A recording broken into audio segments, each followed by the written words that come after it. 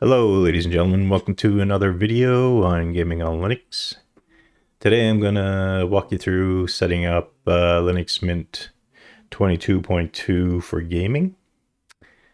Hopefully this won't be too long.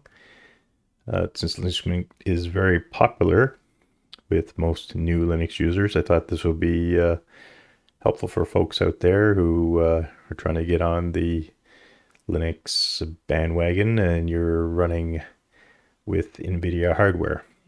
So with that out of the way, let's get into it. So first I'm going to say I'm not going to go through the base install of Linux Mint. There's lots of good guides out there that do a good job explaining it. And also if you check in the video comments and description, you'll find a link to a guide I wrote for this video that you can use to walk through and execute commands and perform different actions that we're going to do here in the video to get things set up.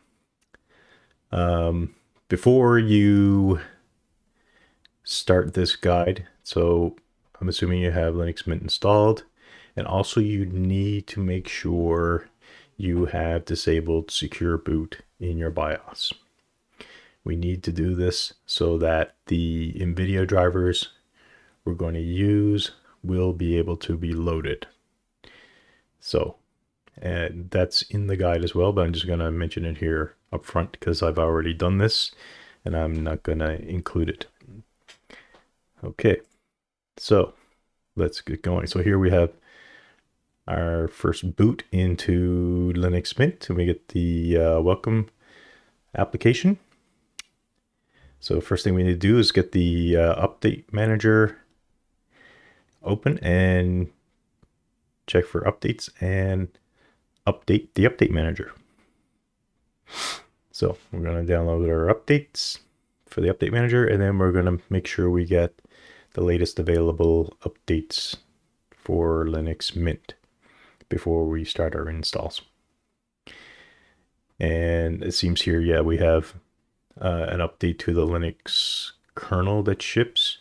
So we need to make sure that gets applied before we start trying to install any drivers. Or else they can cause us some headaches. So we'll just get the these updates downloaded, installed. And since the kernel updates being applied here, we're going to have to reboot after. And then once we get a reboot here, we'll get into gear. So we'll just let this finish.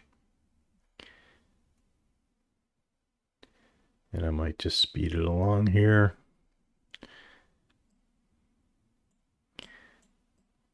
There we go. And then we're going to reboot. Okay, that was a fast reboot because I'm using Movie Magic here. And we're back in. And now we're going to load our update manager again and verify that now everything is up to date. Cool. And next, we're going to get going with the setup guide. So here I have opened the setup guide in Firefox. Again, like I mentioned earlier in the video, if you look in the comments and description, you can just follow the link and open it there. So we're going to have to open a terminal to execute a few commands to get our drivers set up properly. So first thing we're going to do is enable our 32-bit architecture support, which is going to be needed by Steam. So we need to do this first so that when we install the drivers that we're going to be getting the 32-bit version of the drivers installed. And that's done. Now we're going to pull in the Ubuntu drivers PPA, which is going to give us access to the latest Nvidia proprietary drivers that are managed by the community. And before we do the install, we're going to have to install the kernel headers and build tools. And it looks like most of those are done. And now we're going to try and install the actual driver. So to do that, we're going to use this command here called Ubuntu drivers devices. And then we're going to grep for the different Nvidia drivers that are available. So on my system, I'm running a 4070 Super. And you can see here it's providing us the driver version from 550 all the way up to 580. So the one we want is I guess you want the highest version number that's available, and you want the open one. Now, the caveat here is that this is for RTX 20 series Nvidia cards or later. If you're running an older card, like a 10 series, or even older than that, you can't use the open version of the driver. So you'll see another, potentially in your list, you're going to see another Nvidia driver 580, but it won't have the open suffix in the name. So for you folks with your older cards, you'll use the non-open version.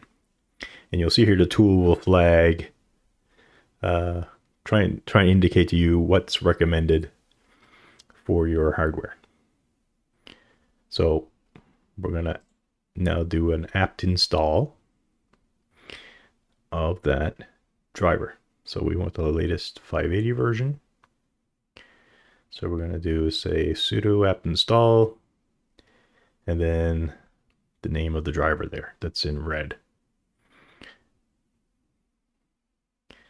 And what this is going to do is going to kick off the download and install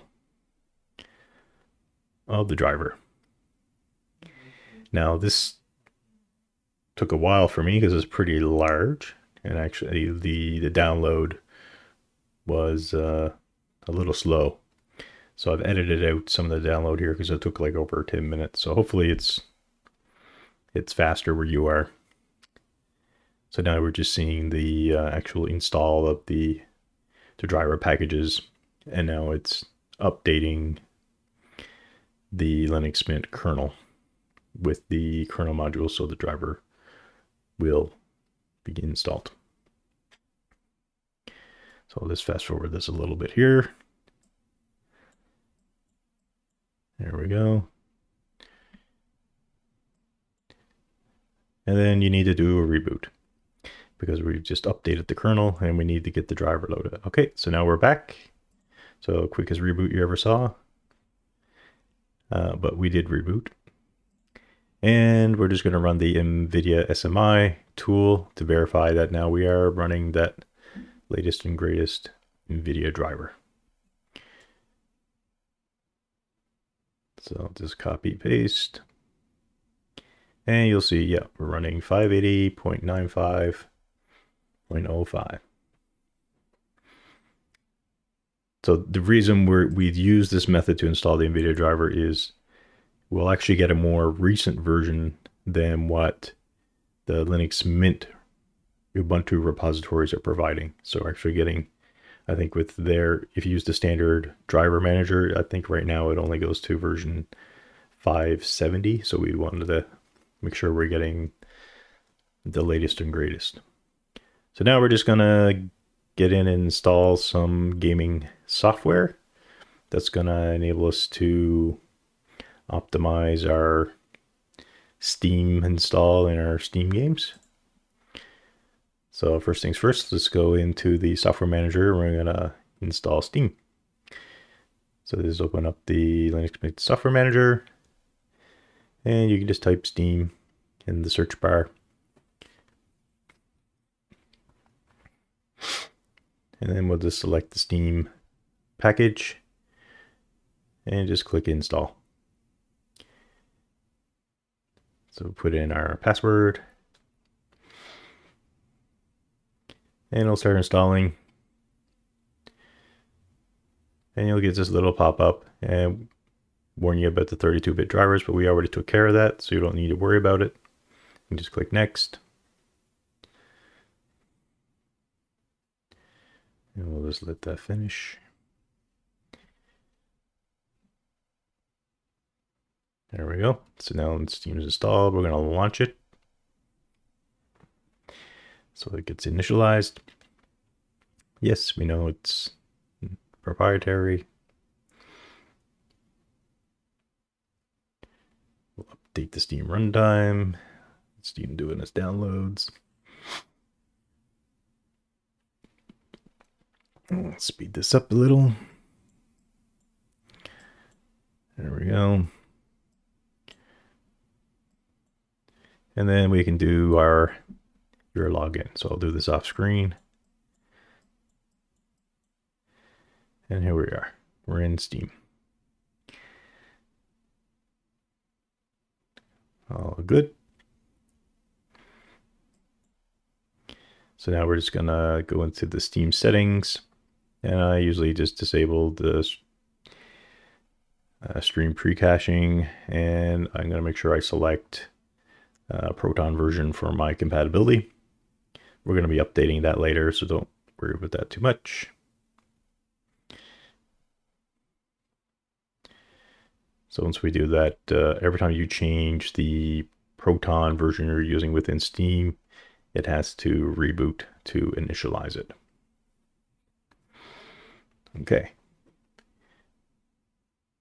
I think this should be good. So we can now just close Steam because we have it initialized. So next thing we want to do is install the Proton Up Qt app so we can load the latest and greatest version of Proton from Glorious Egg Roll, which is going to give us the more up-to-date versions and better compatibility for more recent games. So you can just use the software manager to search for Proton. It's a flat pack application, so which is the best version to use. Well, let's get that up and just launch it. And so you can see it's picked up Steam. And so now we want to add the latest Glorious Egg Roll version of Proton. So you can see it's automatically there, and just install it. So now that'll make the Glorious Egg Roll Proton layer available within Steam. That's all good. So we can go back into Steam and we're going to set that Proton version as our default Proton implementation for all our games. So just go down to compatibility. And now we go to our list and we'll see, yeah, Glorious Egg Roll version 18 is available, and we select that and then restart Steam. And then Steam will initialize it and download any supporting software that's required for it to work. We'll just speed this up. Here we go. We're back into Steam. We can go back in. We'll see, yep, there it is. Glorious Egg Roll 10.18 is now selected.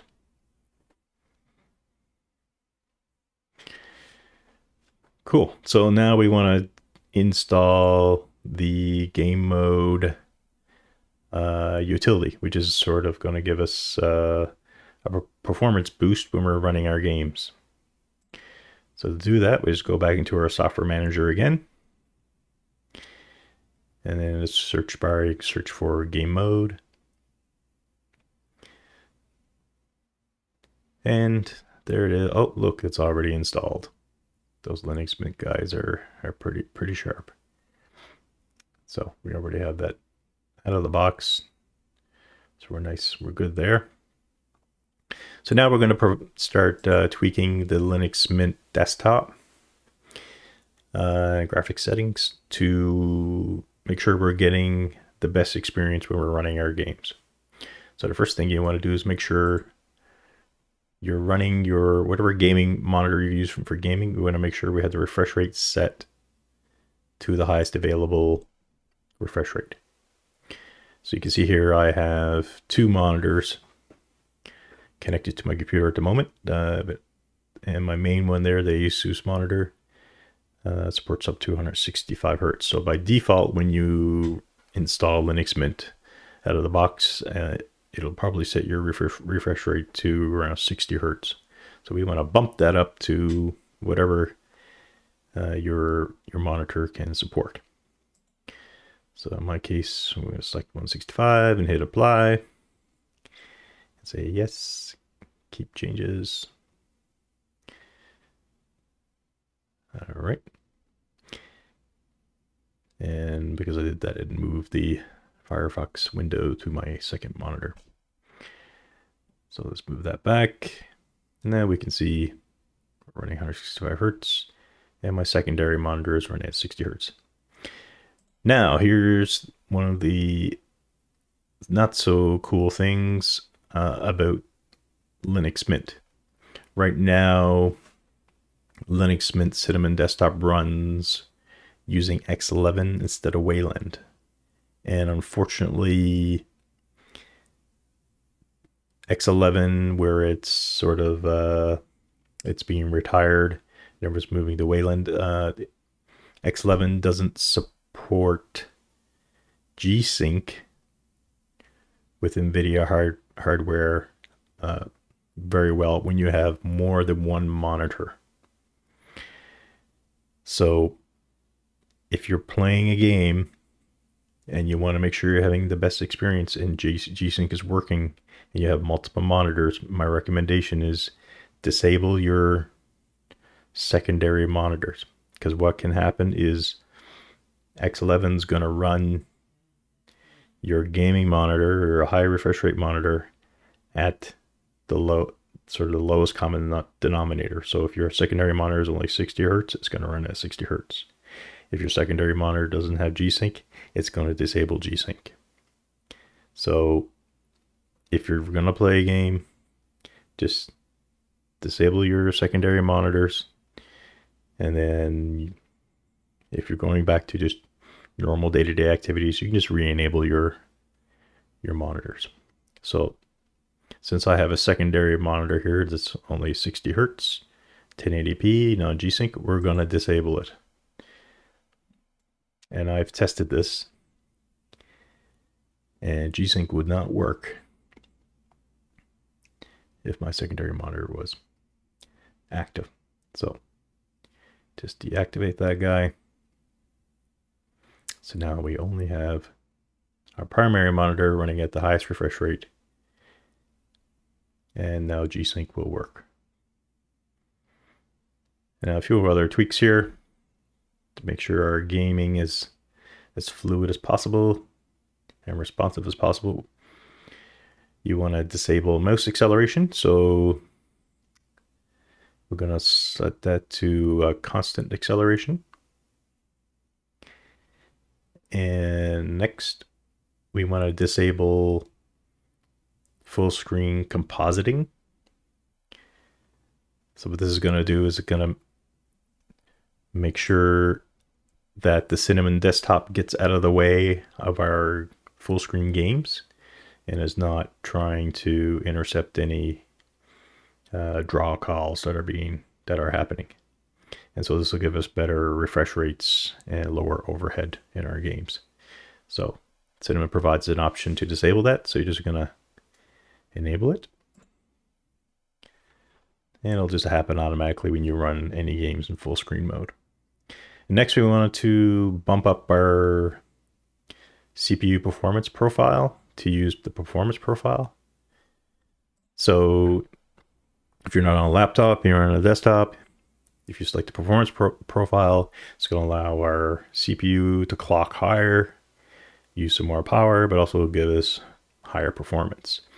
If you're on a laptop, then you might want to, if you're going to play games, say set it to performance and make sure you're connected to some power, and then go back to balanced or power saver when you're done playing your game to make your system not burn your lap or what have you. For us, we're on a desktop. I'm gonna set it to performance mode so we can get some higher clock rates out of our CPUs. And then another thing we're going to do, we're going to now enable game mode for our game. So what this does, it will, when we run our games, it's going to tell the Linux kernel that we want our game process to have as much resources as possible and run as fast as possible. So this is where the game mode utility comes in. So in order to use the game mode utility, we have to supply this command on the launch option for our game. So you just add game mode run space %command %. So now when you launch your game in Steam, that's going to instruct game mode daemon to optimize our gaming process for the better, reduced input latency, give it more CPU cycles and whatnot. So you'll have the best frames per second and responsiveness.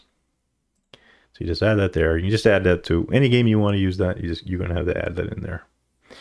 And here's an example. I'm just going to launch Deep Rock Galactic and show you what we've got set up so far. So you can see in the top right hand corner, GSync is enabled. We're pulling around 200 frames per second. Rinse, repeat. When I get into the graphic settings, you'll see we have all the latest and greatest Nvidia graphics options available. So yeah, make sure you set your application to full screen so we can see DLAA is available, DLSS is available, Nvidia Reflex is available. So we're all good to go. So we have GSync. Nice solid frame rates there. Our GPU and CPU is working nice. No stuttering or screen tearing. Everything's good. So I like using Deep Rock Galactic as my go-to test. It's a pretty small install and it uses the Epic Unreal Engine. Provides a good way to test out the Nvidia technologies. Yep, that's all good. Everything's working smooth. Cool. And we're almost done. And the last thing we got to do here, just as a little tweak, we're just gonna enable or just tweak our virtual memory to use less swap space and be more greedy with the RAM. So it should hopefully give us a little more performance. Okay, that's it.